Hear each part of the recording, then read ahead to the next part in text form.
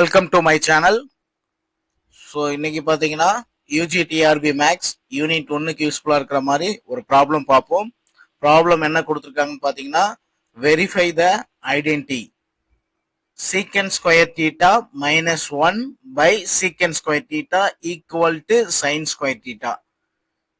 So இந்த solution என்ன கொடுத்துருக்காங்கன்னு பார்த்தீங்கன்னா, secant square theta minus 1 by secant square theta equal to secant square தீட்டாவை நம்ம எப்படி எழுதுவோம் அப்படின்றத சின்ன கிளாஸ்ல படிச்சிருப்போம். Secant square theta equal to tan square theta plus 1, அதாவது secant theta equal to tan plus 1 படிச்சிருப்போம். ஸோ அதுதான் சீக்கன் square theta equal to tan square theta plus 1. So அது இதில் அப்ளை பண்றோம்.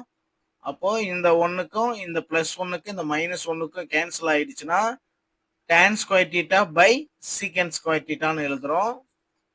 நெக்ஸ்ட் பாத்தீங்கன்னா இந்த சீக்கன் ஸ்கொயர் தீட்டாவை எப்படி எழுதலாம் அப்படின்னு பாத்தீங்கன்னா 1 பை சீக்கன் ஸ்கொயர் தீட்டா.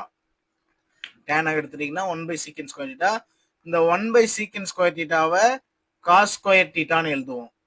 அது படிச்சிருப்போம். 1 பை சீக்கன் ஈக்குவல் டு காஸ் தீட்டா அப்படின்னு படிச்சிருப்போம். ஸோ அதுதான் 1 by secant square theta equal to cos square theta அப்படின்னு எழுதுறோம்.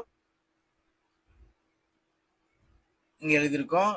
நெக்ஸ்ட் பாத்தீங்கன்னா இந்த tan ஸ்கொயர் தீட்டாவை tan theta equal to sine theta by cos தீட்டான்னு எழுதியிருப்போம், படிச்சிருப்போம். ஸோ அதுதான் sine square theta by cos square theta into cos square தீட்டான்னு எழுதியிருக்கோம். ஸோ இந்த காஸ் ஸ்கொயர் தீட்டாவுக்கும் இந்த காஸ் ஸ்கொயர் தீட்டாவுக்கும் கேன்சல் ஆயிடுச்சுன்னா ரிமைனிங் நமக்கு என்ன இருக்குன்னு பார்த்தீங்கன்னா வெறும் சைன் ஸ்கொயர் தீட்டா தான் இருக்கும். ஸோ அதுதான் சொல்யூஷன். ஸோ சைன் ஸ்கொயர் தீட்டான்றது ஆன்சர்.